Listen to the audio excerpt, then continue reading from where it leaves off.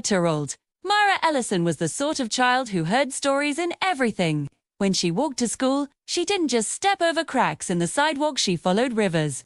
Tiny, winding waterways that ran between worlds only, she seemed to notice.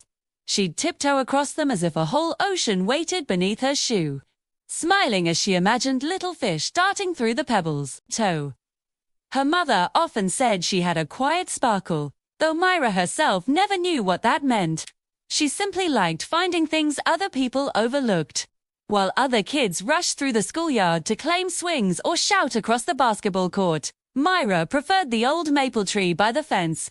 She'd sit with her back pressed to its trunk, open her tiny, weathered sketchbook, and fill the pages with worlds that didn't exist except in her mind. Sometimes she drew floating islands stitched together by glowing ropes. Sometimes she drew the maple tree as though it could uproot itself and walk across the playground on wooden legs. And sometimes she drew quiet girls who looked a little like her, standing bravely in places where the sky was the color of honey, too. Other kids didn't understand why she liked drawing instead of playing tag. Some said it was weird that she talked to trees as though they could hear her. But it never bothered Myra, at least. Not at first. She thought that if they could just see what she saw, they would understand. They would know her drawings weren't just scribbles. They were pieces of a secret world, one she carried everywhere. In the classroom, Myra liked sitting near the windows. She would watch sunlight dance against the glass and pretend the dust particles were tiny lanterns guiding adventurers across invisible paths. Whenever the teacher explained math or spelling, Myra listened, but pictures always drifted through her mind like clouds, gentle and persistent. Yet, even though she daydreamed, Myra was not careless. She was thoughtful, the kind of child who handed back lost mittens she found in the hallway or helped younger students tie their shoes. But her softness, the quiet way she moved through the day, made her stand out in a classroom full of loud, confident voices. She didn't quite fit the shape of her classmates' world, and sometimes she wondered if that made her wrong somehow. Still, she tried to stay hopeful. Every afternoon after school, Myra walked home with her sketchbook tucked under her arm, humming tunes she invented on the spot. Her drawings were her friends, her secrets, her magic. When she opened her sketchbook, she felt brave, she felt bright, as though the rest of the world might one day understand the wonders she saw. Bet magic real. Magic had a strange way of finding those who needed it most. And soon, Myra, quiet little Myra, would need it more than ever. The trouble didn't begin all at once. It started quietly, soft enough that Myra almost didn't notice. On a Tuesday morning, as she slipped into class, Myra heard a small giggle behind her. She didn't think much of it. Kids laughed all the time, but when she sat down and pulled out her pencil, someone whispered, "There goes Mystery Myra," followed by more giggling. She felt heat creep into her cheeks, though she pretended she didn't hear. She tried to focus on her work, but her hand trembled just slightly as she drew the loops on a lowercase b. Brielle Hartman sat 2 rows behind. Myra Brielle had bright, sleek hair, colorful plastic bracelets that jingled around her wrists, too, and an expression that always seemed halfway between bored and amused, like the world only existed to entertain her. She had never directed her attention at Myra before that week. Myra had hoped she never would. At lunch, Myra sat at the end of one of the long tables, sketchbook open, drawing tiny mountains with waterfalls that curved like ribbons. She didn't bother anyone. She never did. But that day, Brielle and 2 of her friends, Tessa and Jenna, slid into the seats across from her. "What are you drawing?" Brielle asked, leaning forward with a smile that wasn't really a smile. Myra hesitated. "Just a place I imagined." Brielle tapped the table with her fingernail. "Why don't you ever draw normal things, like people? Or animals? Or, I don't know, things that actually exist?" Jenna snorted. "Because's strange. She's always drawing weird floating stuff." Myra closed her sketchbook gently, hoping they would lose interest, but Brielle reached out and poked it. "Is that why you're always staring off into space?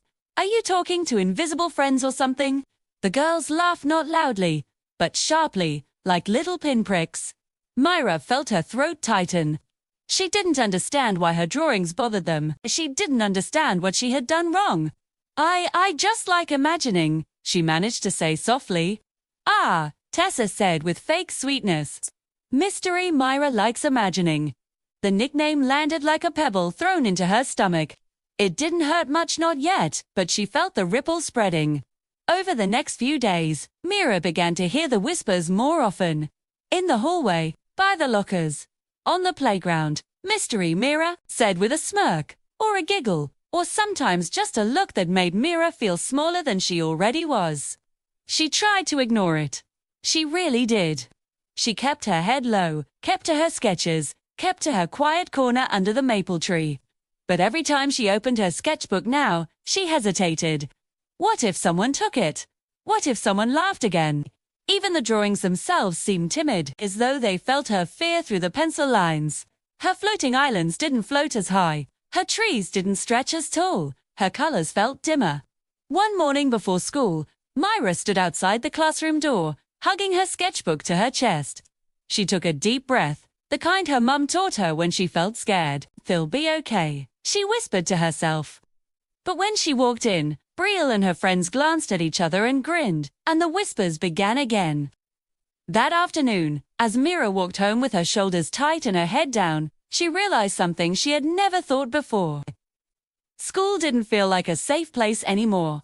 It felt like a place where her magic, the quiet kind she held inside, was slowly being pushed into a shadow. Bet. She didn't tell anyone, not yet. Because Myra believed, deep down, that if she just tried harder to blend in, maybe the whispers would stop. She didn't know that the hardest days were still ahead, and she didn't know that something was waiting for her, something hidden, something glowing, something that would change everything.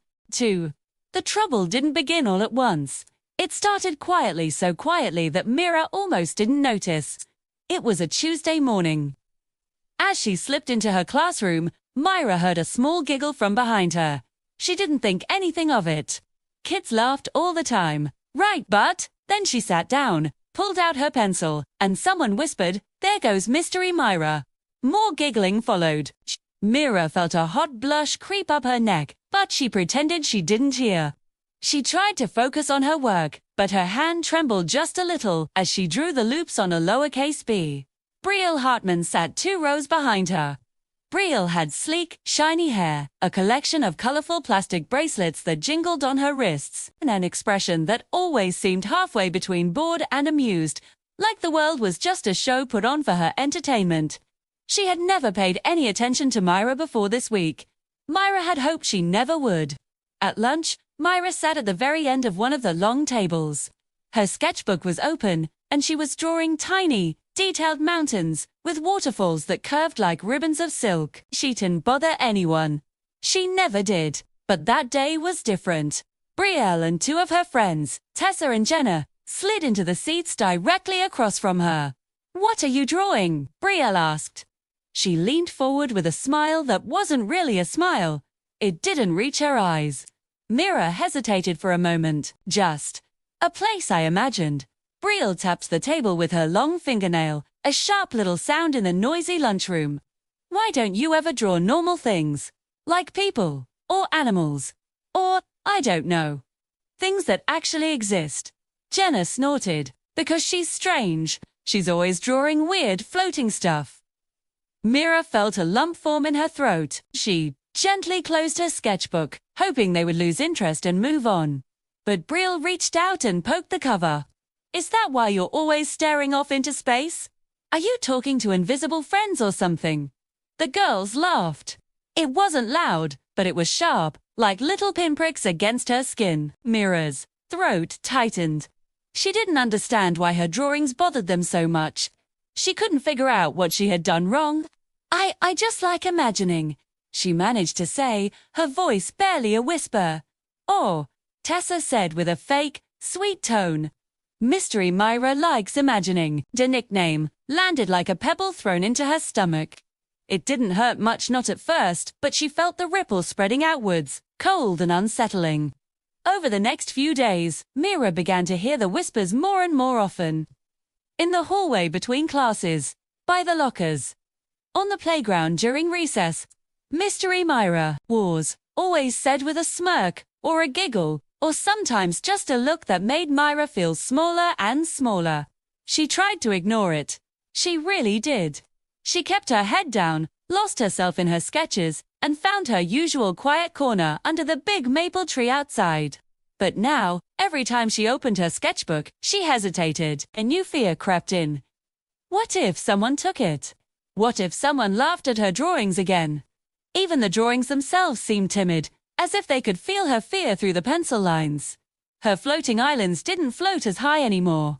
Her fantasy trees didn't stretch as tall. The colors she used felt dimmer, less vibrant. One morning, before school, Myra stood just outside the classroom door, hugging her sketchbook tightly to her chest. She took a deep breath, the kind her mum had taught her to take when she felt scared. "It'll be okay," she whispered to herself, a tiny charm against the day. But when she walked in, Brielle and her friends glanced at each other and grinned. And the whispers began all over again. That afternoon, as Myra walked home with her shoulders hunched and her head down, a thought she'd never had before hit her. School didn't feel like a safe place anymore. It felt like a place where her magic, the quiet, special kind she held inside, was slowly being pushed into a shadow. But she didn't tell anyone. Not her mum, not her dad, not her teacher. Not yet, because a small part of Myra still believed, deep down, that if she just tried harder to blend in, to become invisible, maybe the whispers would finally stop. She didn't know that the hardest days were still ahead, and she didn't know that something was waiting for her, something hidden, something glowing, something that would change absolutely everything. But she would find out. Very, very soon. By Thursday, Myra felt like her sketchbook was the only safe place left in her day.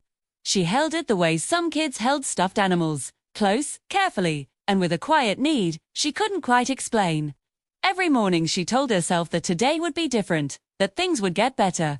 But every afternoon, she walked home wondering why they hadn't. That morning started just like any other. The sky was pale and cloudy, the kind of sky that made the whole world feel hushed and muted. Myra walked into school with her sketchbook tucked firmly under her arm and her lunchbox swinging at her side. She tried to ignore the small flutter in her stomach, the familiar knot that always tightened right before she reached the big school doors. Side. The halls buzzed with the usual morning chaos, lockers slamming and sneakers squeaking on the polished floors, kids laughing and talking about their pets, video games, or weekend plans. For a moment, Myra wished, desperately, that she could just melt into the walls, become invisible, and float above it all like one of the islands she sometimes drew. When she reached her locker, she felt a presence step up right behind her. "Hey, Mystery Myra." It was Brielle. Myra stiffened. She focused on her combination lock, turning the dial slowly, hoping Brielle would get bored and just leave. But Brielle didn't move. Her colorful bracelets clinked together as she crossed her arms, a sound that made Myra's shoulders tense. "What are you hiding in there?" Brielle asked, leaning in closer. "More of your weird, made-up worlds." "I'm not hiding anything," Myra said quietly, her voice barely a whisper. She pulled her locker door open. Brielle's friend Jenna laughed. "She's always hiding something. Probably her magic cloud friends." Tessa, another one of their group, chimed in, her voice dripping with mockery. "Or her robot trees. Or her floating shoes. Or whatever weird stuff she draws." They all giggled, and Myra felt a hot flush of embarrassment creep up her neck and into her face. She clutched her sketchbook even closer, as if it were a shield. "Leave me alone," she whispered. It wasn't loud, it wasn't even steady, but it was the loudest she had dared to be in weeks. Brielle just smirked. "Relax, we're just looking." And before Myra could react, Brielle reached out and snatched the sketchbook right from her hands. Myra's breath hitched in her throat. "No, please give it back." But Brielle was already flipping it open, holding it high in the air so Jenna and Tessa could see. "Look at this." Brielle laughed, pointing to a detailed drawing of a glowing tree with glowing lanterns for leaves. "What even is this? Why do you draw like this?" Jenna leaned over her shoulder. "It's so strange." Tessa wrinkled her nose in disgust. "Seriously, why don't you draw something normal for once?" Myra reached up, her fingers scrambling, trying to grab the sketchbook, but Brielle just lifted it higher, out of her reach. Myra wasn't tall, She wasn't strong, and the three girls stood between her and the only thing in the entire world that truly felt like hers. Give it back, Myra said again, her voice breaking this time, a plea full of desperation. But Brielle just ignored her and turned the page. Then another, and another. Each turn of the page felt like a small violation, a trespass into her private world. When she reached a drawing, she didn't like one with intricate swirling patterns that Myra had spent 2 whole days perfecting. Brielle paused. This one's dumb, she announced to her friends. Before Myra could even process the words, before she could beg her to stop, Brielle crumpled the page in her hand. A sharp, tight pain shot through Myra's chest, as if the paper were a part of her. Tears immediately stung her eyes.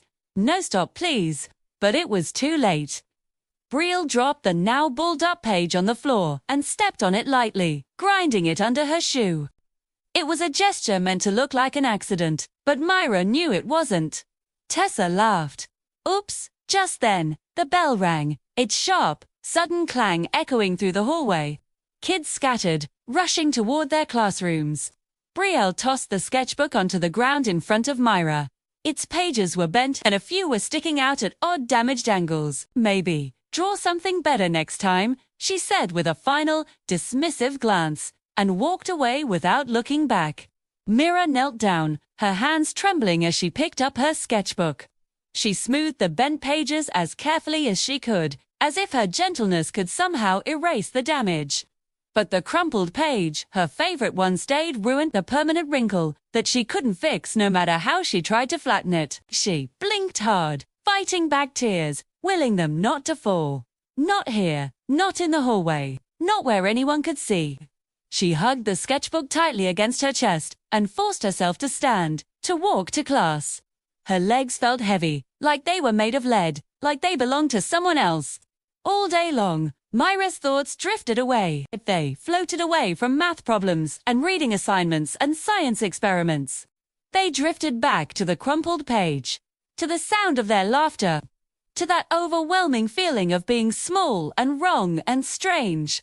When the final bell of the day rang, she didn't wait for anyone. She walked straight out of school, her head down, her backpack bouncing against her shoulders with each heavy step. As she crossed the empty playground, something inside her chest felt as if it were cracking quietly, painfully, like a seed finally splitting open deep underground. She didn't know if something new and strong would grow from it. She only knew that today felt different, heavier, sharper, and lonelier than any day before. As she wandered past the far edge of the schoolyard, following no particular path, she found herself moving toward a place she had never gone before. A place she hadn't even known existed. A place where real magic was waiting. Myra didn't know where she was going. She just knew she wanted to be anywhere but the playground. Anywhere except the hallways where Brielle's laughter still echoed in her ears. Her feet carried her past the swings, past the basketball court, and past the small shed where the gym equipment was kept. She had never wandered this far during school hours. Usually, students stayed where teachers could see them, but now the place felt strangely empty. Everyone else had already left or been picked up. Myra liked it that way. She didn't want anyone to see the tear-stained corners of her eyes. She followed the fence line, tracing her fingers along the cold metal links as she walked. The air was quiet, heavy in the way it sometimes felt before it rained, even though the sky above was clearing. A soft breeze brushed her cheeks, bringing with it the earthy scent of leaves and soil. Then something caught her eye. Behind a bend in the fence past a thorny bush most kids avoided was a narrow, almost hidden opening, where the fence sagged slightly. Myra had never noticed it before. She hesitated, glancing back at the school building. No one was around. She slipped through. The world on the other side felt different, quieter, older, almost secret. Tall hedges formed a rough wall around a small clearing, shielding it from view. The ground was uneven, covered in patches of moss and tangled roots. Wildflowers dotted the earth, bluebells, little yellow blossoms, and tiny purple ones Myra had never seen before. They swayed gently, even though the air was still thin. In the center of the clearing stood an old stone bench. Myra froze. She had been at this school for 3 years. She had played in nearly every corner of the yard. She had never seen this place. Not once. The bench looked like something from a fairy tale, smooth in some places, chipped in others, with vines crawling across its legs. Moss blanketed its edges like a soft green cushion.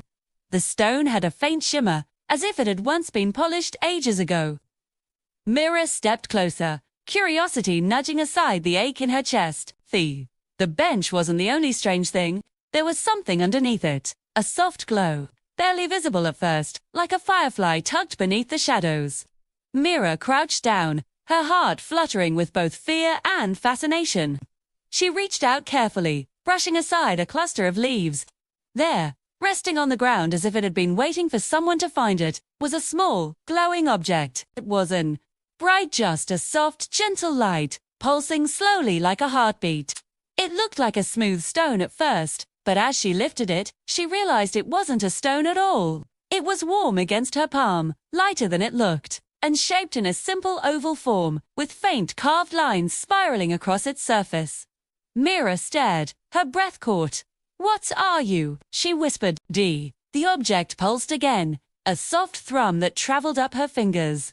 Mira yanked her hand back in surprise, almost dropping it, but the light dimmed instantly, like it was calming itself, like it meant no harm. Her fear slowly melted into wonder. She held the object closer, watching the gentle patterns of light shimmer across its surface. Still familiar somehow, though she knew she had never seen anything like it before. For a moment, she forgot Brielle, forgot the crumpled page, forgot everything. The clearing felt peaceful, almost comforting, as if it had seen her pain and wanted to offer her something in return. A warm breeze stirred Mira's hair, though the tree stood still. The moment felt unreal, too magical to belong to an ordinary school day. Mira sat on the stone bench, cradling the glowing object in her hands. Inside her chest, the heaviness she had been carrying all day shifted ever so slightly, like a cloud thinning, letting a sliver of sunlight through. She didn't know what she had found, or why it was glowing, or why it felt like it belonged in her hands, but she did know one thing. Her world, quiet, fragile, full of drawings, had just changed. Something magical had awakened. For a long moment, Mira simply sat there on the ancient stone bench, her small fingers wrapped around the glowing object. The light warmed her palms, feeling as soft as a candle flame, as steady as a heartbeat. Every time it pulsed, something inside her pulsed along with it, an echo, a response. Like the world had answered a question she didn't even remember asking. She turned the object over and over in her hands, tracing the delicate spirals etched across its surface. They weren't random scratches, they were patterns. Curves that curled into each other, loops that almost connected, lines that reminded her of something incredibly familiar, something she drew all the time without thinking. Swirls. She loved drawing swirls. They always made her hands feel so free. "Are you listening to me?" Mira whispered. She felt a little silly, talking to a mysterious glowing thing, but she couldn't help herself. The object gave a faint flicker just once, as if in reply. Mira's breath caught, a feeling somewhere between fear and wonder. She'd always believed magic existed, but only in little things, in the way sunlight fell through the leaves, or in the hush of the playground when everyone else had gone home. But this was different. This felt like the kind of magic she'd only ever sketched in her dreams. A sudden breeze rustled the leaves around her, making the garden feel alive in a way it never had before. She glanced around quickly, half expecting someone to step out from behind a tree and reveal they'd been watching her the whole time. But no one was there. It was just her, the old stone bench, the flowers, and the glowing object she held like a secret. Mira slid the object onto her lap and opened her sketchbook, careful not to let the bent and wrinkled pages distract her. She flipped to a blank page, took a deep breath, and began to draw. She didn't know why she felt so compelled to draw right now, only that she needed to. Her pencil glided across the paper, almost on its own, making soft, scratchy sounds in the quiet clearing. She drew a swirl, then another, then a tiny glowing seed with spirals carved all around it, just like the object in her lap. The moment she lifted her pencil, she felt it, a faint shimmer on the page. Mira blinked, then leaned closer. The lines she'd just drawn seemed to glow faintly, It wasn't bright, nothing bold or scary, just a soft glimmer, like moonlight brushing over silver. Her breath caught. She touched the drawing gently with her fingertip, and the glow brightened. Myra gasped and pulled her hand back, staring as the lines faded again, softening back into normal pencil strokes. Her heart beat fast, skipping in a way that was both exhilarating and frightening. She looked down at the object. "You did that," she whispered, her voice trembling with awe. The object pulsed again, a soft light fluttering across its surface, like a quiet, comforting yes. Myra wasn't sure how long she sat there, testing tiny things, drawing little shapes, touching them, watching them glimmer for a moment before fading back to simple graphite. Each time it happened, she felt a tight knot inside her chest loosen a little more. This magic, whatever it was, it didn't feel dangerous, it felt kind, almost like a friend. Day. When the sun dipped lower, turning the sky warm and golden, Myra finally stood. She brushed moss from her skirt, holding the glowing object against her chest like a small, precious treasure. She knew she couldn't leave it behind. The thought alone made her feel hollow. But as she tucked it gently into her backpack, another thought struck her, cold and sharp. What if someone finds it? What if someone like Brielle takes it? Her heart lurched. No, she would protect it. She had to. It felt like the first thing in a long, long time that belonged completely and truly to her. As she walked home, the backpack feeling warm against her spine, Myra felt a strange, comforting certainty settle over her. Something magical had found her on what had been the worst day she'd had in a long time. Something told her this magic wasn't done. Not even close. That night, Myra kept the glowing object tucked safely beneath her pillow. She worried for a moment that it might buzz or shine too brightly and wake her parents. But it didn't. It just glowed softly, like a little sleepy firefly resting in the dark. Somehow, knowing it was close made her feel safer. She drifted off to sleep, her fingers brushing the edge of it, and for the first time in weeks, her dreams were peaceful. She dreamed of her floating islands again. But this time, they weren't just still pictures in her mind. They moved gently, drifting across a golden sky, their waterfalls sparkling like threads of crystal. She walked between them without any fear, dancing lightly across bridges made from pure stardust. When she woke up, sunlight was streaming across her blanket. The glowing object gave one warm pulse, as if it was greeting her. Myra smiled. She hadn't really smiled in days. School felt different that morning, though she couldn't quite put her finger on why. Matey. It was the memory of her wonderful dream. Maybe it was the object pressing lightly against her back from inside her backpack. Or maybe it was a tiny, stubborn spark inside her that whispered, "You are not alone today." Still, the moment she walked into the classroom, Brielle glanced at her with that familiar, mean smirk. Myra's stomach tightened. She hugged her sketchbook close, holding it protectively. The hurt from yesterday was still there, like a bruise, but the magic quiet and warm was already softening its edges. At recess, Myra didn't go to the swings or the crowded blacktop. She found her spot under the big maple tree, the place that felt like hers, and opened her sketchbook slowly. Almost like it was something sacred, the bent pages whispered as she flipped through them. Some were still wrinkled from Brielle's cruelty. It hurt to look at them, but Myra forced herself to keep turning until she reached a clean, fresh page. She took a shaky breath and began to draw. She wasn't sure what she wanted the picture to be. She just knew her hands needed to move. Slow, tiny swirls formed first. Then floating bubbles. Then a small creature, shy and round-eyed, soft-looking like a mix between a rabbit and a cloud. It was the kind of creature that could never exist in the real world, but it existed here, on her page. Myra smiled softly as she added little tufts of fur and a swirly tail. When she finished, she set her pencil down and lightly touched the creature's tiny nose on the page. The paper warmed beneath her finger. A shimmer spread across the drawing, brighter than before. The creature's eyes glowed faintly, as though something inside them had awakened. The lines of its fur fluttered, just once, as if stirred by a breeze only it could feel. Myra's breath caught in her throat. She stared, her eyes wide. The creature blinked. Not a full real blink, but the tiny charcoal lines around its eyes seemed to shift, fluttering like the delicate wings of a moth. Myra clapped her hand over her mouth to stop herself from gasping out loud. Her heart was hammering wildly in her chest. She quickly looked around, terrified someone had seen. But the other kids were busy arguing over kickball teams. No one had noticed her at all. She turned back to the drawing. The creature had settled, and the shimmer faded. But Myra could swear it was watching her now, with a curious, gentle look. I don't understand, she whispered to the page. From her backpack. The glowing object pulsed faintly, as if it was responding to her, even from a distance. Myra hesitated for a second, then began to draw again. This time, she added a swirl of wind around her little creature. The moment her pencil lifted from the page, the wind shimmered, whirled faintly, the lines rotating in a tiny magical spiral before settling back onto the page.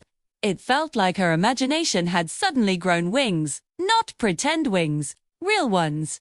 Myra wasn't sure how long she sat there, testing small things, drawing, touching, and watching the lines flicker with life. Each time the magic returned, soft but unmistakable. Her drawings didn't fully move, not like a cartoon, but they responded. They breathed, they shimmered. They came alive in the smallest, most secret ways. It made Myra feel powerful, but in a quiet, gentle way. Not like someone who could stand on a stage and shout, but like someone whose voice mattered after all. Someone who wasn't strange or wrong. Someone magical. The bell rang, its sound echoing across the yard. Myra closed her sketchbook carefully, holding it to her chest as she stood up. She felt the glowing object pulse again in her backpack, warm and protective. But as she walked back toward the school building, she didn't notice Brielle watching her from the blacktop toe. Her eyes were narrowed, curious. Brielle had seen something she couldn't quite explain. And for the first time, Myra's magic wasn't as hidden as she thought. By afternoon recess, a soft, hopeful warmth settled in Myra's chest. All day, the glowing object in her backpack pulsed gently, a quiet reminder that it was still there, watching over her. For the first time in forever, she didn't feel completely invisible. But real magic rarely enters a life and stays hidden. Sometimes, it answers before you're ready. The playground buzzed with energy. Myra clutched her sketchbook and walked toward her usual spot under the maple tree. She felt nervous, but also excited. Settling into the shade, she opened to the drawing of the little cloud rabbit she'd made. The lines were still warm, faintly glowing. Seeing it made her smile. But the moment she picked up her pencil, she heard footsteps, fast, sharp, purposeful. She looked up and her heart dropped. Brielle, Jenna, Tessa. They were already too close. What was that? Brielle asked, her smile suspicious. You were staring at your notebook like it's some kind of treasure. Myra hugged the sketchbook. It's nothing. That's what people say when it's actually something, Jenna pointed out. Let me see, Brielle said, reaching forward. Myra stepped back abruptly. No, the word came out firmer than she expected. Brielle blinked, surprised. Her surprise quickly morphed into annoyance. Come on, she said. We're not gonna ruin it. But the way her eyes glittered made Myra's heartbeat thunder in her throat. No, Myra repeated, her voice trembling. It's mine. Brielle's expression hardened. Why do you always act like you're better than everyone? Hiding your special drawings. I'm not. Myra insisted, clutching her sketchbook so hard her knuckles went white. Jenna stepped closer. Then show us. No, Tessa huffed. Why do you have to be so weird all the time? Myra's throat burned. The air felt tight, and then her backpack stirred. A faint glow seeped through the fabric. Myra froze. Please don't notice. But Brielle did. Her eyes narrowed. What's that? Myra stumbled back. Nothing. Brielle reached for her backpack. No! Myra cried, fear spiking through her. And that was when the magic reacted. A soft, warm pulse surged from her bag, gentle but powerful. The air shimmered. The leaves of the maple tree rustled violently, even though the air was still. Brielle stopped. What was that? She whispered, eyes widening. The object pulsed again, brighter. Myra's sketchbook vibrated in her hands. She didn't want to use magic, She just wanted them to stop. A warm breeze rose, swirling leaves at her feet. It wasn't dangerous, but it was enough to make Brielle stumble back, startled. "What's happening?" Jenna squeaked. "Just the wind," Tessa muttered, but her eyes said she didn't believe it. Then, the sketchbook flipped open on its own. The page with her little creature shimmered brightly. The creature's eyes glowed, soft but steady, and a faint breeze brushed Mira's face, as if it was trying to shield her. Mira's mouth fell open. The magic wasn't attacking. It was protecting. Brielle took another step back. "That's weird. You're weird." Her voice cracked. She turned and motioned for the others to follow, and they did, fast glancing back as if afraid the wind might chase them. In seconds, they were gone. The leaves settled, the breeze faded, the glow from her backpack dimmed. Mira collapsed to her knees, shaky breaths pouring from her. She placed a hand on the sketchbook, feeling its warmth. "Thank you," she whispered. For the first time, Mira realized something important. This magic wasn't just tied to her drawings. It was tied to her feelings, to her fear and her hope. And if the magic could protect her, she might not have to be so afraid anymore. The next morning, Mira woke with a quiet determination. Her hands tingled at the memory of yesterday, the way the glowing object had pulsed, the way the little creature had shimmered in her sketchbook, the way the wind had danced around her as if it were alive. For the first time in weeks, she felt brave. Not loud or proud, but quietly brave, like a small, steady flame flickering in the dark. She ate breakfast quickly, barely tasting her cereal. Her sketchbook sat on her desk at home, but her thoughts were already on the garden, that hidden place, beyond the school fence, where she had found the glowing object, the stone bench, the vibrant flowers, the soft, warm light. It all felt so alive in her memory. And now, she knew she had to go back. She had to understand what it wanted from her, what it all meant.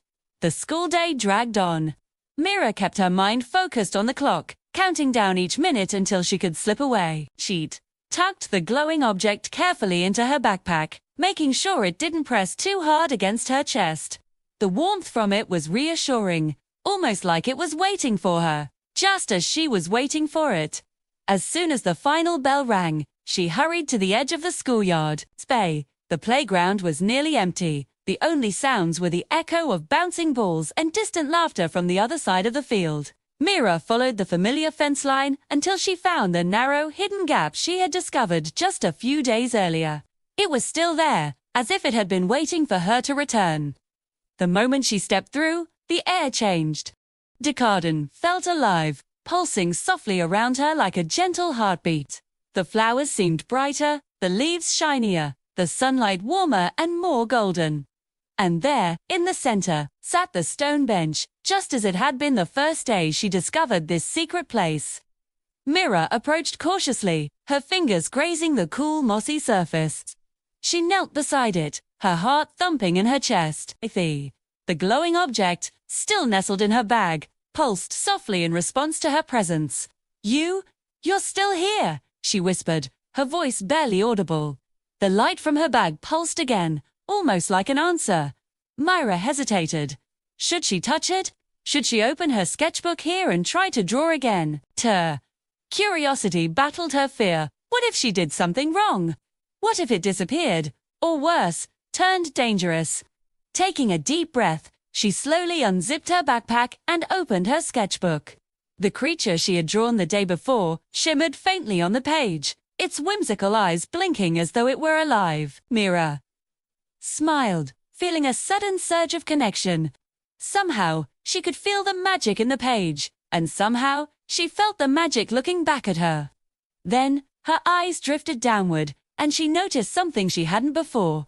Beneath the bench, almost hidden in the thick green moss, were tiny carving symbols swirling in intricate patterns, just like the ones on the glowing object itself. She leaned closer, tracing them carefully with her finger. The carvings seemed to hum beneath her touch, vibrating softly against her skin, sending a little thrill up her arm. "Are you like me?" she asked aloud to the empty garden. "Do you need me?" The glowing object pulsed again from her bag, brighter this time. A small, playful breeze brushed her face, and for a moment, The little creature in her sketchbook seemed to stretch, curling its swirly tail around an invisible wind. Mira gasped softly. A profound realization washed over her. The magic wasn't just in the object. It was connected to her imagination, her feelings, and her drawings. It responded to her bravery and her fear, her sadness and her hope. It had chosen her for a reason because she could see what others couldn't. She could believe when others refused. She could create when the world tried to take things away from her. Mira spent the rest of the afternoon in the garden, experimenting quietly. She drew little shapes in her sketchbook: stars, leaves, swirling patterns, then touched them, watching as a faint light shimmered across the page in response. The more she trusted herself, the more the magic responded. It wasn't perfect. It wasn't loud or flashy, but it was real, and it was alive. And most importantly, it felt safe. As the sun began to dip behind the treetops, casting long shadows across the garden, Myra knew she had learned something vital. The glowing object wasn't just some magical trinket. It was a mirror of her own courage. It had the power to protect her, yes, but only if she believed in herself first. She carefully packed her sketchbook and tucked the object back into her backpack. She took a deep breath, feeling the cool evening air fill her lungs. She didn't yet know how this magic would help her face Brielle and the other bullies. She didn't know what other mysteries the garden held, but she knew this: she was no longer alone, and that made all the difference. The morning sun felt different to Myra that day. It was warmer somehow, softer, and it seemed to follow her as she walked to school. She carried her sketchbook carefully in one hand and the glowing object in her backpack, pulsing gently against her back. It was a quiet reminder. She was not the same girl who had walked these halls last week. She still felt nervous. Her stomach fluttered like it always did before, facing Brielle, but the small pulse of magic inside her gave her a new kind of courage. She thought of the hidden garden, of the shimmering creature in her sketchbook, of the way the glowing object had protected her. She wasn't powerless. When she entered the classroom, Brielle was already there, chatting with her friends. Her eyes landed on Mira, and for a moment, that familiar smirk appeared. But this time, Mira didn't look away. She didn't shrink. She felt the warmth of the glowing object in her backpack, and something inside her whispered, "Stand tall." At recess, it happened. Brielle strutted toward the old maple tree where Myra liked to sit. "Mystery, mystery, Mira," she called out, loud enough for other kids nearby to hear. "What are you doing? Drawing your weird things again?" Myra's hands trembled slightly as she hugged her sketchbook to her chest, but she didn't run. She didn't hide. She took a deep breath, thinking of the garden of the magic, and she spoke. Her voice was quiet at first, but it grew steadier with each word. "I like to draw what I imagine," Mira said. "It's not weird, it's who I am." The other kids nearby went quiet. Even Brielle faltered for a moment, caught off guard. You're weird," Brielle finally managed to say, trying to sound unbothered. Mira just shook her head. "Maybe," she replied, "but I'm not going to let you make me feel small anymore." Brielle blinked. Her friends looked surprised. Mira felt a warmth spreading in her chest, and something soft inside her sketchbook began to shimmer faintly, almost like it was cheering her on. "Give it back," Brielle demanded, pointing at Mira's sketchbook. But Mira held it a little higher, her grip gentle but firm. "No," Myra said, "this is mine. You don't get to control it. You don't get to control me." The wind stirred lightly around them. Not harshly, but just enough to lift the corners of her sketchbook pages. Mira didn't move. It felt like the garden's magic had followed her here, guiding her newfound courage. Brielle stared at her, completely unsure of what to do next. Mira's words were quiet, but they carried a strength Brielle had never expected. After a long, tense moment, Brielle just shrugged, muttered something under her breath, and stomped away. Her friends quickly followed her. Myra exhaled slowly, feeling the weight of days, weeks, months of fear just lifting off her shoulders. She sat back down beneath the maple tree and opened her sketchbook. The little creature on the page shimmered softly, its eyes blinking as though it were proud of her. For the first time, Mira realized something she hadn't understood before. Courage wasn't about being loud. It wasn't about fighting or yelling or making others afraid. Courage could be quiet. Courage could live in a soft voice, a firm hand on a sketchbook, a small pulse of magic glowing in your heart. Myra's cheeks warmed, not from fear, but from pride. She had spoken her truth. She had stood up for herself, and she had done it without losing the part of herself that made her special, the part that saw worlds others couldn't see. As the sun began to dip behind the school building, Myra knew this was only the beginning. Brielle might still try to tease her. Other kids might still whisper. But Myra had found something stronger than fear.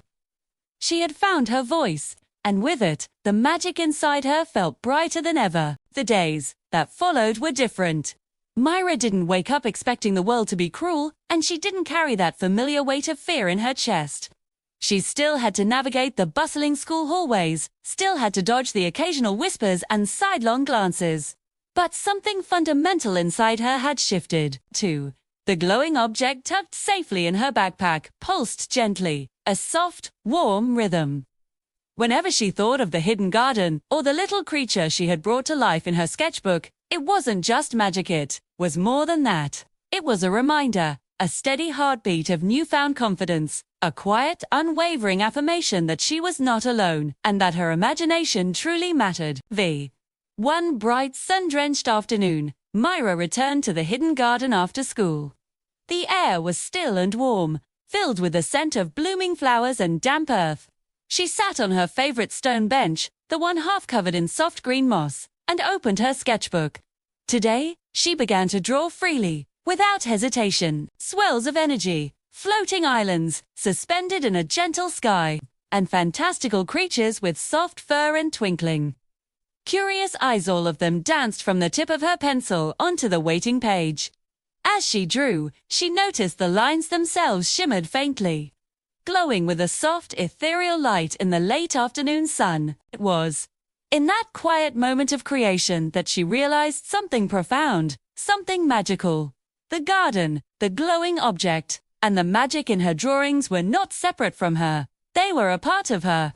Every swirl of her pencil, every creature she imagined, every flicker of golden light was intrinsically tied to her own courage, her own hope, and her own boundless imagination. A genuine smile bloomed on Myra's face, and she felt lighter than she had in weeks, maybe even months.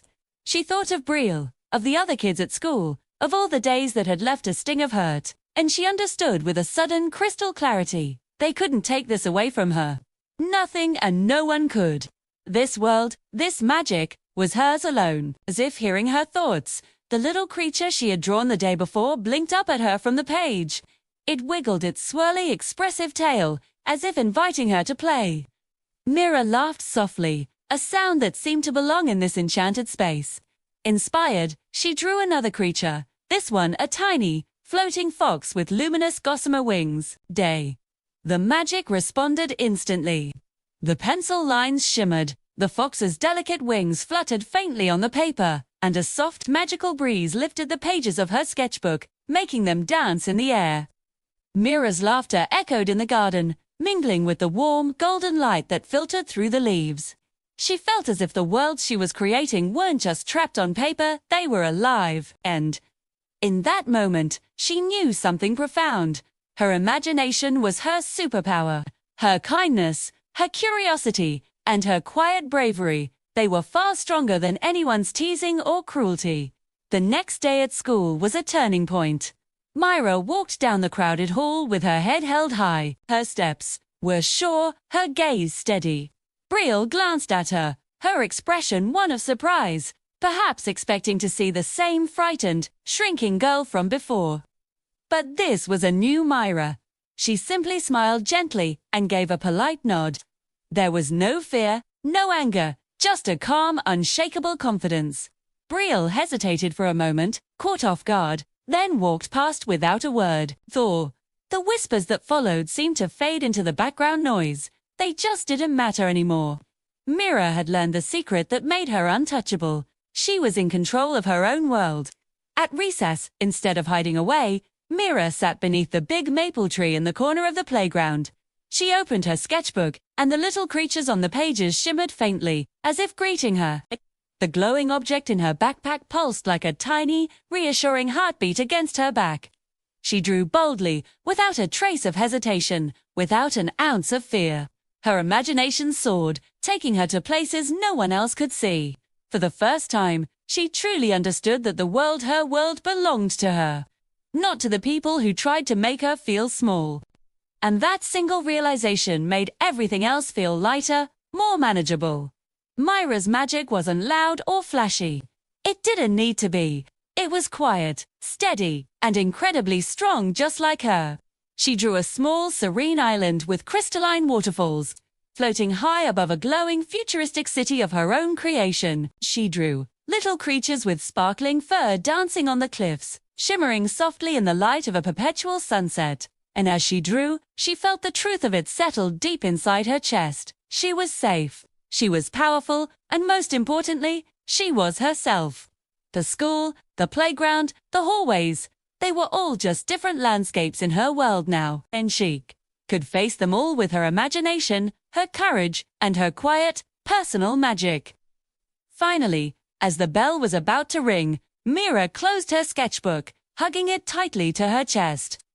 The little creature she had drawn on the last page blinked once, softly, before settling down on the paper, content. The glowing object pulsed one last time, a warm and gentle thrum, like a quiet well done. She stood up from beneath the maple tree, feeling the soft wind brush against her face, and Mira smiled. The world belonged to her, and she was ready for anything. This story reminds us that our inner world, our imagination, and our unique way of seeing things are our greatest strengths. No one can take that away from you. The things that make you different are the very things that make you powerful, too. Your creativity is a superpower, a quiet magic that can help you navigate any challenge. So hold on to it, nurture it, and never let anyone dim your light. Because your world belongs to you, and you have the power to make it as beautiful and as magical as you can imagine. Thank you so much for joining me on this journey. This story resonated with you. Don't forget to like, subscribe, and share it with someone who might need a little reminder of their own magic. Until next time, keep creating and keep shining.